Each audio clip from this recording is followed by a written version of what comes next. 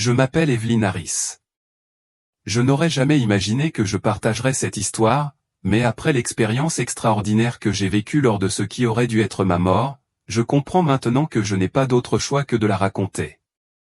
Ce dont j'ai été témoin est trop important pour le garder pour moi, surtout en ces temps difficiles que nous traversons. Le message que je transmets n'est pas seulement pour moi, mais pour tous ceux qui sont encore là, confrontés à ce qui les attend. C'était un mercredi matin typique du début mai lorsque ma vie a changé pour toujours. Les lilas étaient en pleine floraison, leur parfum emplissant l'air alors que je me dirigeais vers le récital de violon de mon neveu. Je me souviens avoir ressenti un profond sentiment de gratitude ce jour-là où tout semblait être en parfaite harmonie. La chaleur du soleil caressait mon visage alors que je conduisais sur Maple Drive, et je venais de terminer mes prières du matin. Je ne savais pas qu'en quelques instants, toute ma compréhension de la réalité allait être transformée au-delà de toute reconnaissance. J'ai jeté un coup d'œil à ma montre à 9h30. J'étais en avance sur l'horaire prévu, ce qui m'a permis d'arriver à temps pour le récital de 10h. Puis, en un instant, tout a changé. Un chauffeur de camion, qui s'était endormi au volant, a dévié sur ma voie. Je me souviens du crissement horrible des pneus, du bruit angoissant du métal qui s'effondrait sous l'impact, puis, plus rien. Les médecins m'ont plus tard informé que j'étais cliniquement mort depuis 12 minutes. Pourtant, ce que j'ai vécu pendant ces minutes m'a semblé une éternité intemporelle, profond et rempli d'une clarté qui, je le comprends maintenant, était destinée à être partagée. Dieu, dans sa miséricorde, m'a permis de retourner dans mon corps. Il y avait un but à ma renaissance, un message qui doit être entendu maintenant plus que jamais alors que nous approchons des dernières heures de ce monde. Lorsque j'ai repris conscience, la première chose dont je me souviens a été un sentiment de paix écrasant, un calme total que je n'avais jamais connu dans ma vie. Ce n'était pas la sensation de tomber dans un sommeil profond.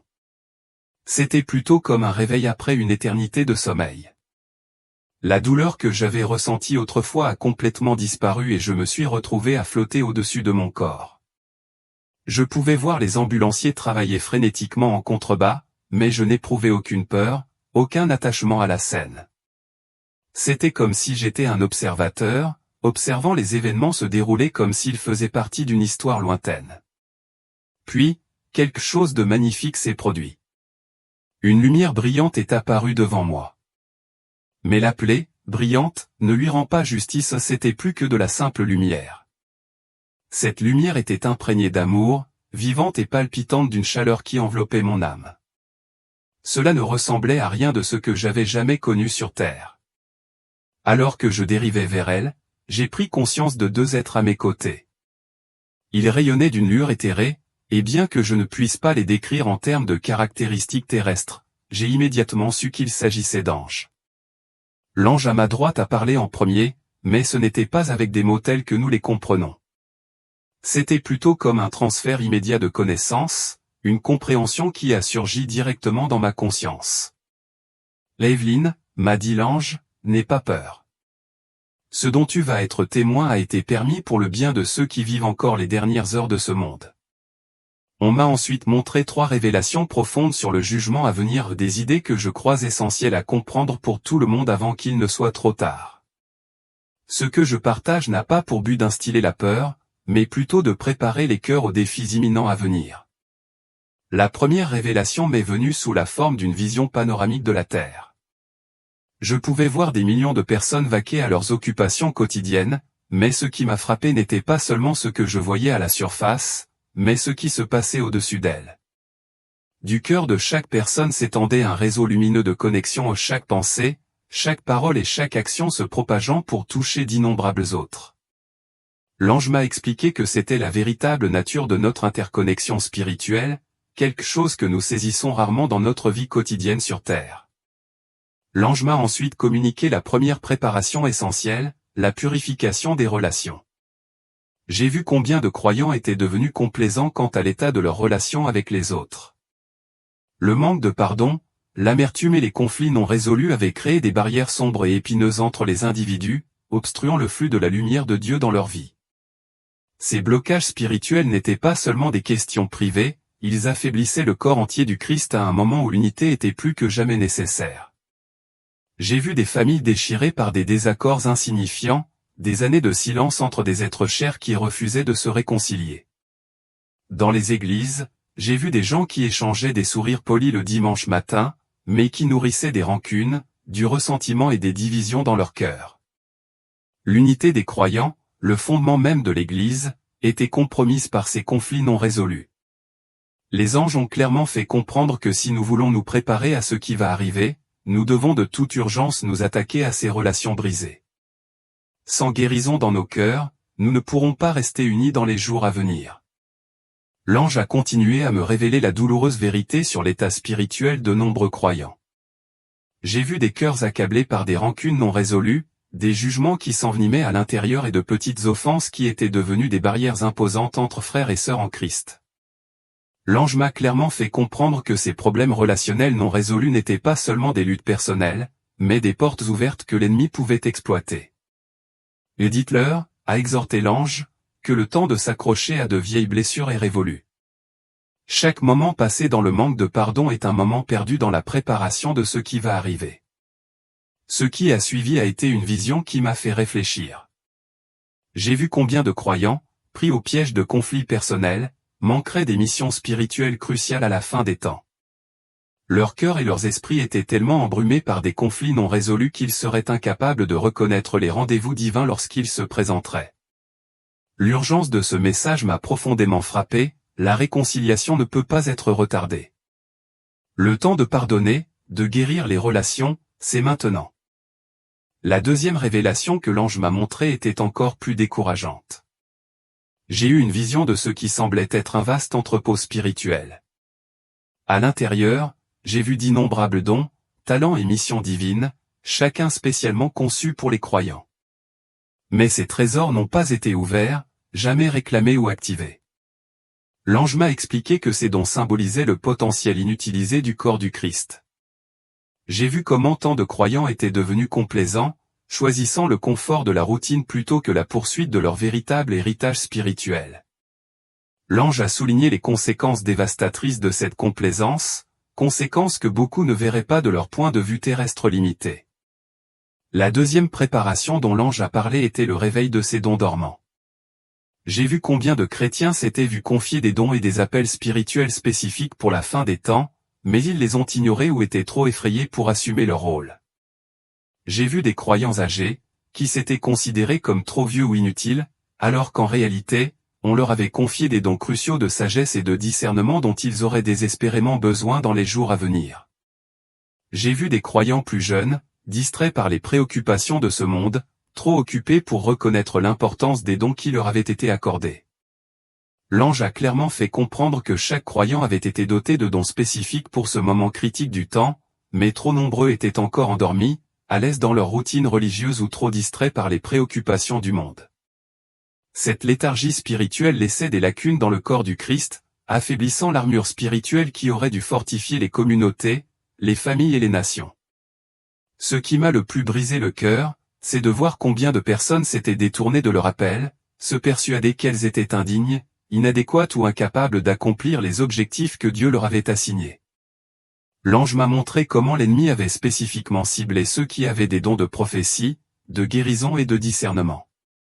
Des mensonges leur ont été murmurés dans le cœur, les persuadant que ces dons n'étaient pas pour aujourd'hui ou qu'ils n'étaient pas qualifiés pour les exercer. Le temps presse, m'a insisté l'ange avec insistance. Et dis-leur d'arrêter d'attendre la permission de marcher dans leurs dons. Le roi les a déjà commissionnés. La troisième révélation était la plus urgente et m'a fait tomber à genoux dans l'esprit. Ce que j'ai vu ensuite était une horloge massive dans les cieux, mais celle-ci n'avait pas de chiffre. Au lieu de cela, elle avait des événements ou des moments marqués dans le temps, chacun étant un tournant important. Avec une clarté écrasante, j'ai compris que nous étions au bord d'un grand changement spirituel. Nous étions dans les derniers instants et j'en ressentais le poids. La troisième préparation que l'ange m'a communiquée était le réalignement des priorités. On m'a montré combien de croyants étaient devenus si empêtrés dans les choses éphémères de ce monde qu'ils avaient perdu de vue les priorités éternelles. J'ai vu des gens qui passaient des heures à regarder la télévision ou à parcourir les réseaux sociaux, affirmant qu'ils n'avaient pas le temps de prier. D'autres étaient plus informés en politique qu'en parole de Dieu. Certains étaient absorbés par l'accumulation de leurs richesses terrestres, mais ils n'avaient aucun intérêt à accumuler des trésors au ciel. Ce qui m'a le plus frappé, c'est l'impact spirituel de ces priorités mal placées. Chaque fois que quelqu'un choisissait le confort temporaire ou les distractions du monde au détriment de la valeur éternelle, c'était comme si sa lumière spirituelle s'affaiblissait un peu plus. Je pouvais voir comment ces choix apparemment anodins, répétés jour après jour, positionnaient les gens pour ce qui les attendait. L'ange m'a montré combien de personnes avaient adopté la définition du monde de la préparation, se concentrant sur la survie physique, faisant le plein de biens et de fournitures, mais négligeant la préparation la plus importante de toutes, la préparation spirituelle. Ce désalignement des priorités, prévient l'ange, laisserait de nombreuses personnes vulnérables dans les jours à venir, incapables de résister aux épreuves qui mettraient à l'épreuve le cœur de tous ceux qui restent. Le dealer m'a fait comprendre l'ange avec une grande urgence, que le temps des cœurs divisés est révolu. Ce qu'ils feront de ces derniers instants résonnera dans l'éternité. Lorsque l'ange prononça ces mots, je sentis le poids de leur signification s'installer au plus profond de moi. Tout au long de toutes ces révélations, j'étais enveloppé d'un sentiment d'amour accablant. Ce n'était pas un message de condamnation, mais un message d'urgence profonde, venant d'un lieu d'amour et d'inquiétude profond. Les anges m'ont montré à quel point chaque âme est précieuse aux yeux du ciel.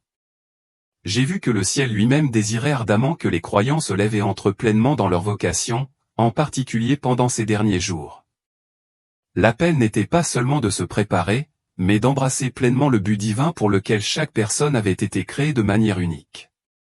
Au milieu de ces révélations profondes, j'ai pris conscience d'autre chose, quelque chose qui m'a rempli à la fois d'émerveillement et d'espoir. J'ai vu d'innombrables prières s'élever de la terre, s'élevant comme de l'encens doré. À ce moment-là, j'ai compris que Dieu était déjà à l'œuvre en réponse à ces prières, même si les réponses ne s'étaient pas encore manifestées dans le monde terrestre. Cela m'a rappelé avec force qu'aucune prière faite avec sincérité n'est jamais gaspillée ou oubliée. J'ai ressenti un profond sentiment de réconfort en sachant que Dieu entend chaque appel sincère et qu'il est toujours à l'œuvre, même lorsque nous ne pouvons pas le voir. Les anges m'ont alors montré quelque chose qui continue de me faire pleurer chaque fois que j'y réfléchis.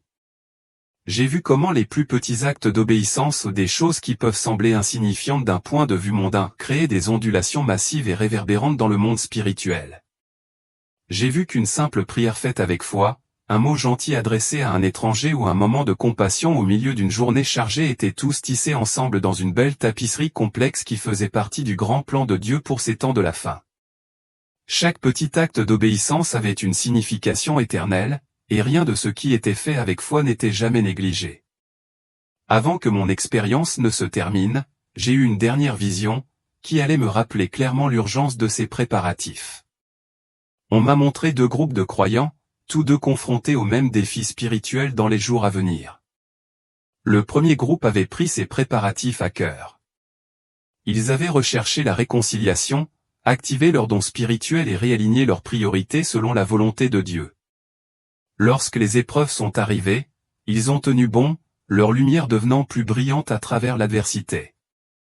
Leur foi, leur obéissance, les ont édifiés spirituellement et ils étaient prêts à affronter tout ce qui allait arriver.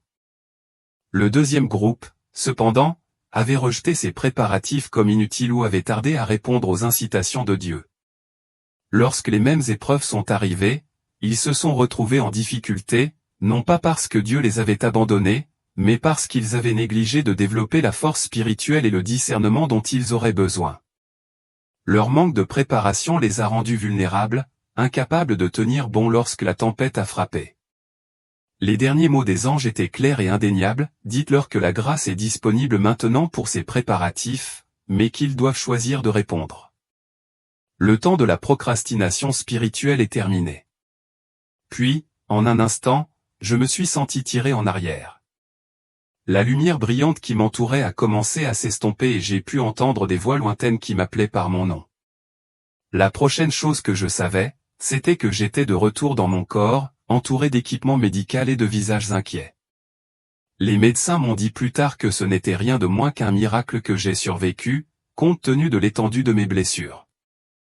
J'ai passé plusieurs semaines en convalescence physique, mais ma convalescence spirituelle, le traitement, la compréhension et l'absorption de tout ce que j'avais vu a pris beaucoup plus de temps. Bien que les blessures physiques aient guéri avec le temps, l'impact de ce que j'avais vécu est resté avec moi. Je savais, avec une certitude absolue, que ces choses m'avaient été montrées dans un but précis, que partager ce message n'était pas un choix, mais un appel. Ces révélations n'étaient pas seulement des idées personnelles, il s'agissait de vérités urgentes que j'avais été chargé de partager, et je ne pouvais pas les garder pour moi. Le message était trop important, et le temps pour y prêter attention était trop court. Je connaissais désormais mon objectif, et je passerais le reste de mes jours à parler à quiconque était disposé à écouter, à les avertir de la période dans laquelle nous nous trouvons et à les encourager à se préparer. Les révélations que j'ai reçues n'étaient pas destinées à moi seul, mais à tous ceux qui ont des oreilles pour entendre ce que l'Esprit dit en ces temps critiques. Depuis ce moment, j'ai remarqué quelque chose d'extraordinaire, lorsque je partage ces idées avec d'autres personnes qui recherchent véritablement Dieu, une transformation spirituelle se produit. C'est comme si la même urgence et la même clarté que j'ai ressentie leur étaient transmises. Beaucoup m'ont fait part de la façon dont ils ont ressenti un renforcement surnaturel dans leur cœur, les obligeant à agir et à commencer à faire les préparatifs nécessaires dans leur propre vie. Je tiens à être clair, ce message n'a pas pour but d'instiller la peur ou de condamner. Il s'agit de préparation, mais une préparation enracinée dans l'amour et guidée par la grâce de Dieu. L'ange m'a révélé que le cœur de Dieu en montrant ces choses n'est pas d'effrayer son peuple, mais de l'équiper et de lui donner du pouvoir. Son désir est que son peuple soit prêt, non seulement à endurer les épreuves qui l'attendent, mais à s'épanouir dans ces épreuves et à être des instruments de sa lumière, de son amour et de sa vérité. Les préparatifs que nous faisons ne concernent pas seulement la survie, ils visent à être efficaces pour faire avancer le royaume de Dieu, à faire une différence dans la vie de ceux qui nous entourent et à accomplir le dessein divin qu'il a placé devant nous dans ces derniers jours.